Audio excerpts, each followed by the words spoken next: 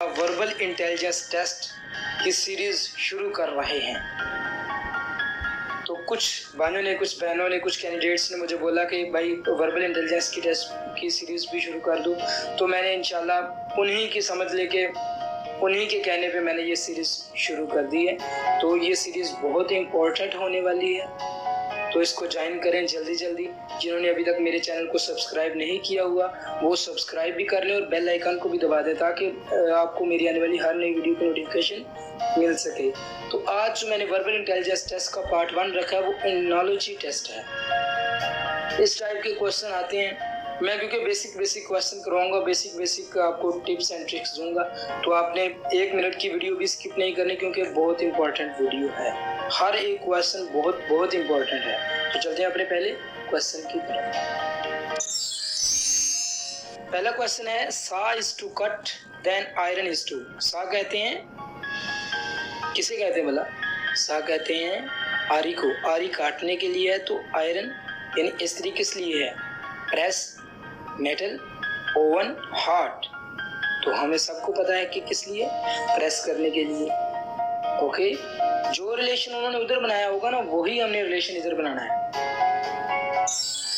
Fly is to aeroplane as sail is to saw ship, ocean, cabin. तो इसका answer है ship, क्योंकि fly उड़ता है एरोप्लेन, तो सेल जो पानी पे तैरती है वो क्या है? शिप। ओके, आपको समझ आ रही है ना? अगर नहीं समझ आ रही तो आप मुझे बता दीजिएगा उधर कमेंट्स में। मैं इंशाल्लाह अगली वीडियो में वो क्वेश्चन डाल के आपको समझा दूंगा। सही है? फ्लाई करते हैं, फ्लाई बस उड़ते हैं। उड़ता कौन है? जहाज। तो सेल मतलब होता है जहाज, पानी के ऊपर तैरना। तो पानी के ऊपर क्या चीज तैरती है? शिप। आंसर क्लियर है? Okay, next. Man is to women as boy is to. हाँ, ये आप ऐसा भी किया करें कि देखिए मैंने अभी आंसर नहीं शो किया हुआ, तो आप अपना आंसर लॉक कर लिया करें। सही है? मैन इज टू वुमेन, आदमी से औरत, तो बॉय से क्या होगी? ये बहुत इंपॉर्टेंट है क्योंकि लोग ये सी वाला जो है ना इसको टिक कर देते हैं। तो देखें, boy is to brother, no, man is to women है। Boy is to girl, yes. Boy is to girlfriend, ओहो।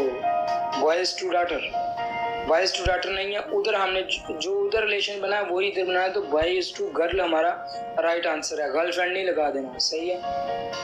Next is ring is two finger. Ring कहाँ पे पहनी जाती है? फिंगर में।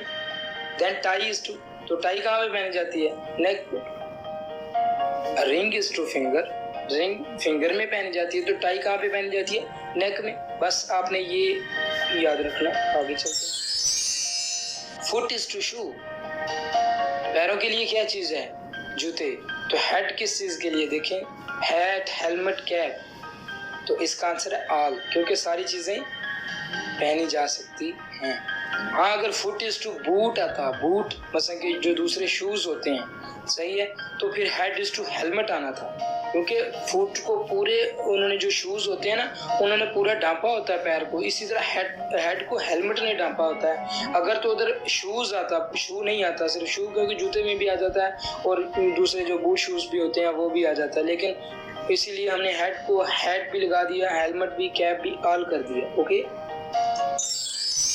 Single is to double. Very important, very important question. Single is to double, एक से डबल हो गए, तो 1 इज टू 2 ट्वाइस 0 10। तो आपने ट्वाइस नहीं लगाना है, इधर 2 लगाना है। 1 is to 2। Sheep is to wool as cat is to. Sheep से देखिए क्या होती है? वूल किसे कहते हैं? कॉटन जी होती है जो ऊपर। सही है? शीप आपने भेड़ देखी होगी, उसके ऊपर जो रुई सी होती है उसे वूल कहते हैं। Sheep is to wool as cat is to. तो कैट डॉग, कैट से डॉग नहीं, किटन इसका बच्चा होता है, और बिच डॉग की मोनस होती है। तो कैट इज टू फर। फर जो है ये खाल को कहते हैं। सही है? तो हमारा जो राइट आंसर है वो फर है। फिर रिपीट कर रहा हूँ, sheep is to wool, sheep से ऊन, तो कैट से फर यानी खाल। December is to October as June is to. दिसंबर अगर अक्टूबर होता है, यही मैं आपको सिंपल से अल्फाज में समझा देता हूँ। दिसंबर 12वां महीना ना, तो ये अगर अक्टूबर होता, अक्टूबर 10वां महीना है, तो इसी तरह फिर जून क्या होना था, जून 2 महीने पीछे चला जाना था, यानी जून 6वां महीना है तो हम जून को चौथे महीने में चेंज कर देंगे, यानी दिसंबर अक्टूबर है तो जून अप्रैल होगा। ओके, दिसंबर 12वां महीना है, अक्टूबर 10वां महीना है, 12वां 10वें में चेंज हो गया तो जून 6वां महीना, तो 6वां जो है ना वो चौथे में चेंज हो जाएगा और चौथा महीना जो है वो अप्रैल है। Okay, next is heart is to burn. Heart is to burn, गर्म क्या, जो गर्म चीज होती है वो जलाती है। The cold is to freeze, ice नहीं लगाना, आइस ठंडी होती है लेकिन फ्रीज नहीं करती, तो cold is to freeze. Next is bird is to cage, जो परिंदा है वो कहाँ पे होता है, पिंजरे में। एज प्रिजनर, जो कैदी है वो कहाँ पे होगा, वो सेल में होगा, रूम में नहीं रखते या पिजन में नहीं रखते, लॉकअप होता है, लॉक नहीं होता, ताले में नहीं ना रखते प्रिजनर को, लॉकअप में रखते हैं। सही है, तो प्रिजनर सेल में रहेगा या लॉकअप में रहेगा, तो इधर जो हमारा राइट आंसर है वो सेल है। Next is cat is to kitten. देखिए ना, मैंने तकरीबन हर एक तरह का एक एक क्वेश्चन रखा हुआ है ताकि आपको पता चल जाए कि कैसे उधर क्वेश्चन पूछे जाते हैं एनालॉजी में, तो आपने ये मिस नहीं करने, आप जी ऐसे देखते जा रहे हैं, आपने वैसे देखते जाएं। Cat is to kitten, dog is to, कब शेर के बच्चे को कहते हैं डकलिंग, बत्तख के बच्चे को कहते हैं डोगी, डॉग से डोगी नहीं होता, हम ऐसे बच्चों को कहते हैं डोगी आ गया। वैसे डॉग का जो होता है, क्योंकि कैट से किटन, मतलब कैट का जो छोटा बच्चा होता है, बेबी होता है, उसे किटन कहते हैं। डॉग का जो छोटा बेबी होता है उसे पप्पी कहते हैं, और जो आदमी मतलब के ह्यूमन का जो होता है उसे बेबी बोलते हैं, जो डक का होता है उसे डकलिंग कहते हैं, जो लाइन का होता है उसे कब कहते हैं। तो इधर जो हमारा राइट आंसर है वो पप्पी है। Fish is to swimming, fish क्या करती है, पानी में तैरती है। एज स्नेक इज टू, इसमें बड़ी मिसअंडरस्टैंडिंग हो जाती है। मैं आपको स्नेक जंपिंग बिल्कुल गलत, डांसिंग ये भी गलत। तो क्रॉलिंग और क्रीपिंग है। क्रॉलिंग जो होती है ना, वो जैसे वो बेबी हमने छोटे छोटे देखे होंगे, हमारे घरों में होते हैं, तो वो जैसे रेंगते हैं मतलब कि अपने दोनों हाथों पे और दोनों घुटनों पे, उसे क्रॉलिंग कहते हैं। लेकिन क्रीपिंग जो होती है ये होती है पेट के बल चलना, पेट के बल जो है ना वो क्रीपिंग होती है। सो स्नेक इज टू क्रीपिंग या क्रीप। ये फिर वही मेरे ख्याल रिपीट हो गया। चलो अगले पे चलते हैं। Fish is to swimming, as snake is to creeping. Heavy is to light. हाँ, ये मैंने बताना भूल गया, लेकिन अगर इधर क्रीपिंग ना आता और कोई आ जाता तो फिर इधर आंसर हमारा क्रॉलिंग होना था। सही है। Heavy is to light. Heavy मतलब भारी जो होता है उससे लाइट, भारी से थोड़ा वेट में लो हो गया, तो रफ इज टू स्मूथ। ये देखें अपोजिट है, ये अपोजिट है। हैवी से लाइट, हैवी वजनी होता है, लाइट कम वजन वाला। तो रफ होता है खुरदरा, तो इसका जो होगा वो सॉफ्ट नहीं होगा, रफ से सॉफ्ट नहीं होता, रफ से वुड नहीं होता, रफ से कोर्स। कोर्स मतलब होता है फाइन, यानी कि बिल्कुल प्लेन, वो भी ठीक है, लेकिन कोर्स जो है ना वो कोनों के लिए होता है, स्मूथ जो है ना वो ऊपर वाली सरफेस के लिए होता है। सही है। ये मैं आपको एक दफा फिर रिपीट कर देता हूँ। हैवी मतलब होता है ज्यादा वजन वाला, लाइट मतलब होता है कम वजन वाला। तो रफ से स्मूथ कैसे आया, सॉफ्ट भी आ सकता था, कोर्स भी। सॉफ्ट तो आना ही नहीं था क्योंकि नरम नहीं होता रफ से। कोर्स जो है ना इसका मतलब होता है फाइन।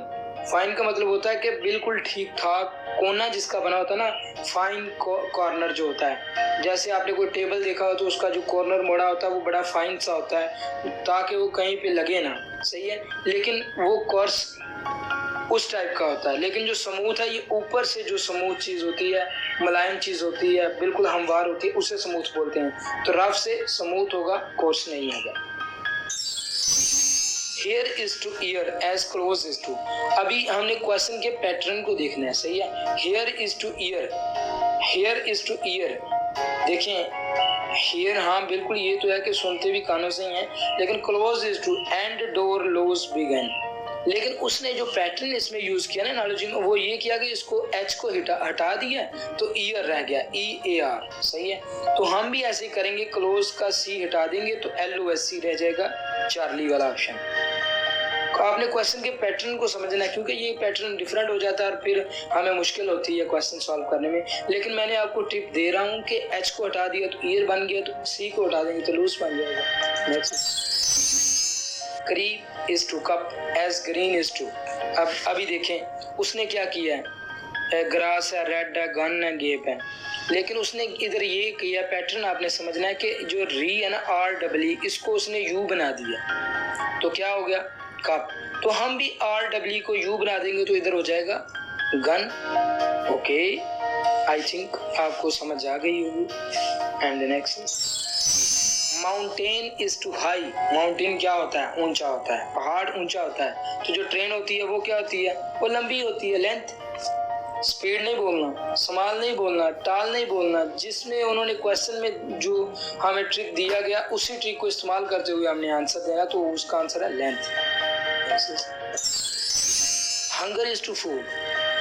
इंसान भूखा हो तो क्या करता है, खाना खाता है। तो डिजीज हो तो क्या करता है, पानी पीता है, नहीं। डिजीज हो तो सिकनेस करता है, नहीं। डिजीज हो तो वीकनेस होती है, हाँ वीकनेस तो होती है, सिकनेस भी होती है। लेकिन जो उन्होंने पैटर्न दिया, यानी कि hunger is to food, hunger food, hunger food, भूख लगे खाना खाना, तो बीमार हो तो दवाई लेनी, मेडिसिन, आंसर भी मेडिसिन है। Okay, next is reptile is to snake. देखें अभी वो और टाइप के क्वेश्चन थे, ये और टाइप के हैं, इसमें आपको पूरा पेयर नीचे से ढूंढना पड़ेगा। रेप्टाइल इज टू स्नेक, ये उन्होंने पहले इसकी जो पूरी क्लास है उसका नाम दिया और फिर उसने बोला कि ये स्नेक है। ओके, अब मैन इज टू वोमेन, नहीं जी ये क्लास नहीं है। वोमेन